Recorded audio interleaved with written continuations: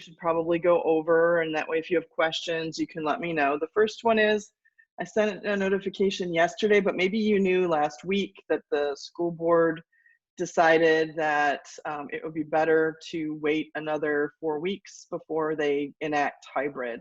So that's not happening now until the 26th. If you set up on that survey and sent it in that you wanted to do hybrid, that will be starting at the end of October. So there's 4 more weeks of virtual for almost everybody. The teachers have a choice. Mr. Ramos went into school today, I don't know why, but he wants to do that, so he's at school. And so the teachers have a choice, but starting on Wednesday, students who have trouble with their internet or don't have internet or don't have devices, they can go up to school. They're going to open up the computer labs at school to limited capacity because of social distancing. And the students will be supervised there at school, and they'll be able to access their lessons. There are about, according to the principal, there's about 75 students who have never been able to get on and do anything in these last 4 weeks because of, those issues. So if you know somebody, obviously you're here, so that's not you, but if you know somebody, if you have a family friend, a neighbor, somebody who's been really having trouble getting kids online, doesn't have internet, needs devices, you can let them know that they're opening the schools up, not just our school, but district-wide, just for those kids that are having that difficulty. So they can start to, get in the swing of school. So, they can just contact the school and find out how that's going to work, but there's going to be transportation up to school and everything like that. But that's the only group of students that they're going to have on campus pretty much from now until the 26th. So if you're doing hybrid, you just be hanging out at home for another few weeks and on virtual, and then you'll go hybrid on the 26th. I think the only other population of students that they're phasing in are the children of teachers that are on campus, but that's not too many, I don't think. Questions on that? You can unmute, or you can post stuff. Even if something else occurs to you, you can, why did I do that? You can just post it in the chat and I'll talk about it before we go. I don't know, when I've been talking to people in conferences, it seems like most people are going to stay on virtual, at least for the first semester anyway. So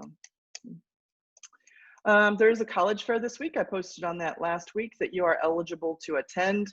There is, if you scroll down a little bit where it says college fair this week, there's a link so that you can go to that. They usually do this in the gym. I don't know if any of you went last year when you were juniors, but they usually do this physically in the gym.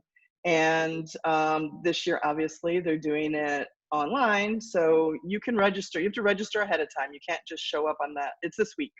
So I don't know if it's all week and you drop in, or I don't know how it works, but you can go to this PDF and it will run you through registering and getting you information so that you can attend those colleges.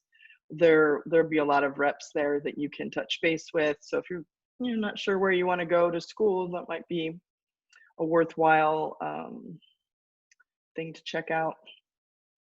Also, a reminder that FAFSA opens this week. So if you have been working on your Apply Texas, there's a certain point where you get in that application where you can go ahead and do the FAFSA, but you have to have a certain part of your Apply Texas done.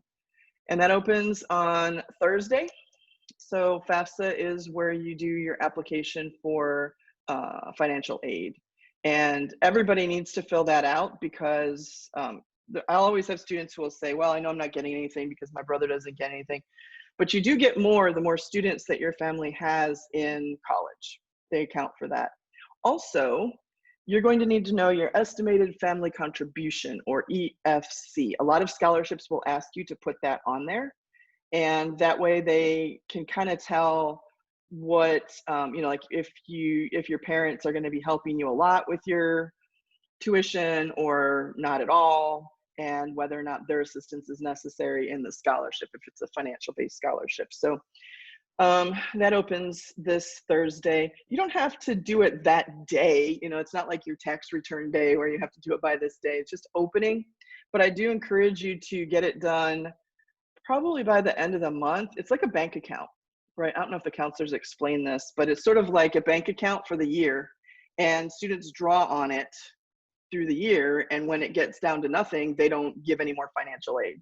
So if you wait until, you know, April or something to do your FAFSA, you might not get everything that you would have received in October or November. And if you wait until summer, you might not get anything at all. So it's good to take care of that right away. All right, questions on the college fair or FAFSAs? Miss, for the FAFSA, I made my account already, and they said they're supposed to give you a pin, but like I haven't gotten it. Yeah, check your email and check in your spam on your email. Okay, yeah, because I did it like on Thursday. So. Yeah, I don't know how fast they are with that sort of thing, but you know, I would check because maybe it went, maybe your email didn't recognize it and it went to spam or something. You can just do a search for FAFSA or, you know, federal aid or whatever it's called.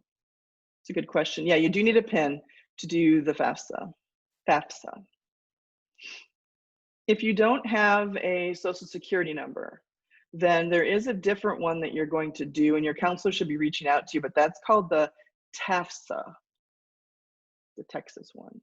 So if you know that you don't have a social security number, then you might look into that one, because you won't be able to get very far in FAFSA without a social security number. All right, anything else on those updates?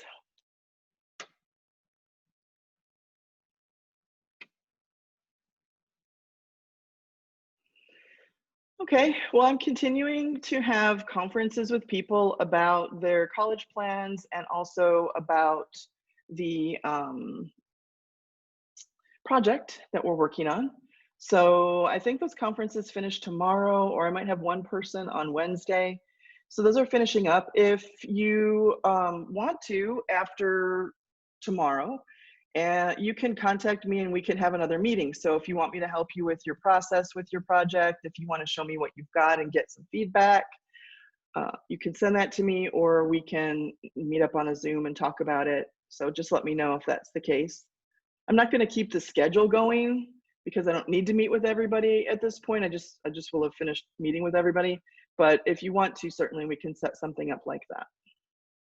Or if you want me to sit and go through your application essay with you, I've already been editing quite a few of them and making comments and feedback. So if you're working on your essay and you want some feedback, then you know you can send that my way also. So that's an open door for you if you want to meet up on a Zoom to go over any of those things and talk about how it's going. So you should be continuing your research on your project and getting your sources and making sure that everything is, you know, that you're going through your topic and preparing for your end result, whatever that is. I'm seeing some really good topics. I'm seeing some excellent ideas about how those projects are going to terminate. In other words, some people are doing papers, some people are doing letters, some people are doing videos. So it's kind of interesting to see how everybody's choosing to set that up. Let's see, obviously also you're working on your college admissions process this week. I did put some links here under this week that can help you. This college applications one, I put a bunch of the links, including the little seminar that I did for writing the college admissions essay, the counseling website that they went through when they were here, the FAFSA application site, and the Apply Texas. So I put that there under the graduation cap for you. College fair information is there. Reminders on the formatives. We have 3 formatives this week. Okay, that leaves the last thing, and that's the assignment that we're going to be working on for about the next week and a half. I know you've already got a project, and I do want you to have time to work on your applications and those other things. So I'm not going to make a daily assignment, but I noticed from the college planning sheets that people filled out for the conferences that a lot of people needed a resume. So I wanted to take some time to walk you through that. And I also wanted to make it an assignment so that we know that it will get done and everybody will have one going forward. So the resume, the way I did it was a seminar kind of like the way that I did the college admissions essay, except there aren't any videos in it. So you can click there and see the the seminar. And so what it will do is it will walk you through and give you resources for creating your own resume. Now, if you already have a resume, all you need to do is update it, right? And turn that in. They're going to be due a week from Wednesday. I think that's the 7th. So you've got some time to develop it. But if you don't have a resume, a lot of people said, I don't even know the first thing about starting one. So that's what this walkthrough is here to help you with.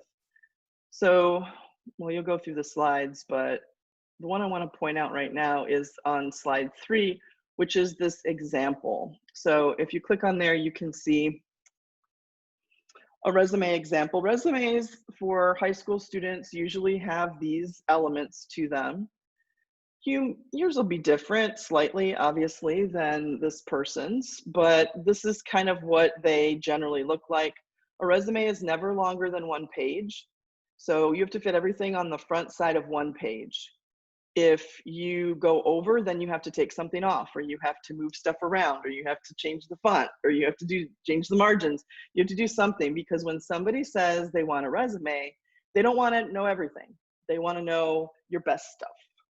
So you might have to select from all of your, tons of awards and all of your recognitions, the most prestigious ones, or the ones that show the widest variety of who you are as a person. So everything should be on 1 page. There is another type of resume that is called a curriculum vitae, and that is a multi-page document. That's going to include all of your publications when you're, and things that you've done in college and in your career. But for right now, it should be about 1 page. And you can see that this is an example of a typical high school type resume. So it's just a listing of all of your basic elements. And then from there, I went ahead and for each section that you might put on your resume, I kind of described what should go in that section and how to organize it. So there's a couple pages of that.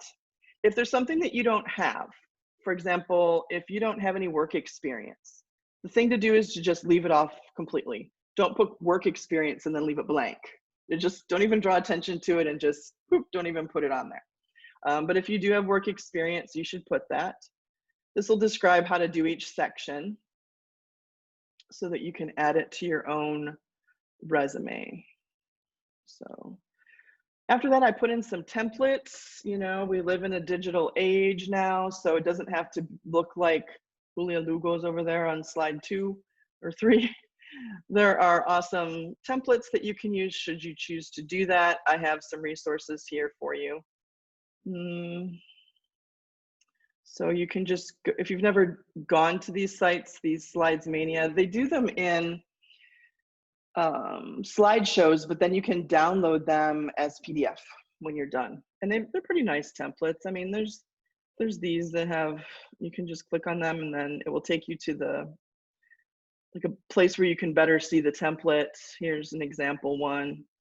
You don't have to put your picture on it if you don't want to. You'll be able to manipulate the template. So I don't know if I would hire her. She looks like she's daydreaming.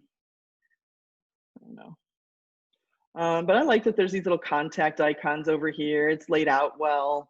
So there's kind of a nice way of organizing. And so what you do then is you can open it in PowerPoint, or you can open it in slides. It'll make a copy in your Google Drive or on your computer if you're using PowerPoint. And then you can just open in the file and customize it as necessary. So it'd be kind of easier, I think, to use a template. You can change the fonts and all that stuff however you see fit. So I would look at layout, and then you can change everything from there. So there's a couple different on that. There's a couple different websites where you can go and get templates if you want to. Mainly the resume is going to be for you to give to other people. You'll have to upload one for your applications. A lot of scholarship applications ask you to upload a resume. You'll be giving them to the people that you ask to do letters of recommendation for you so that they can do a complete letter for you.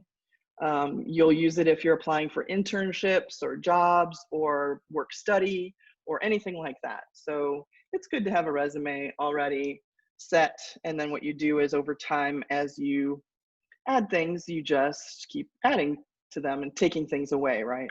So when you add your college, you will put that on with, and then take off high school maybe, or leave high school for a couple of years. And when you get your degree, you can pretty much take high school off. So you kind of go through your career adjusting your resume as necessary. There's one more slide. The last slide has some other resources. There's a resume kit that walks you through in a different way, in case the way I have it is not what you would prefer. What if I don't have any work experience? So that website will tell you how to make a resume full, even if you don't have work experience. And then, you know, if it's your first resume and you're not really sure what to do, then you can click there. So that's kind of a walkthrough for you of the resume. So you can kind of be working on that. I made that due next Wednesday. So you can just turn it in here.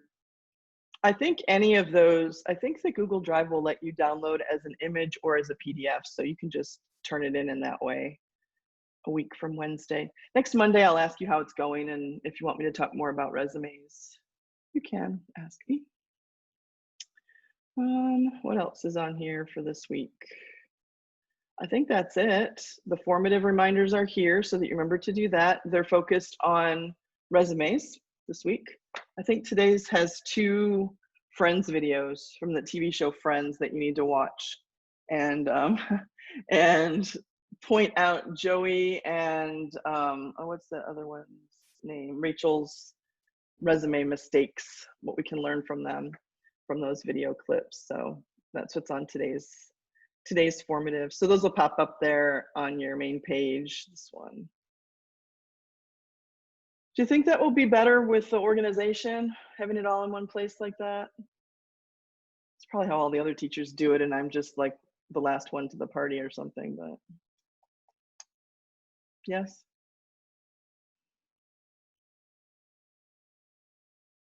Okay.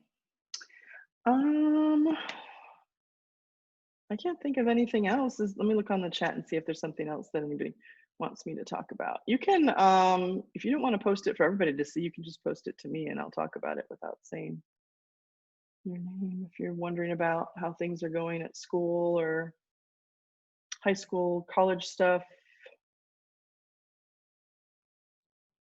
Anything in the chat?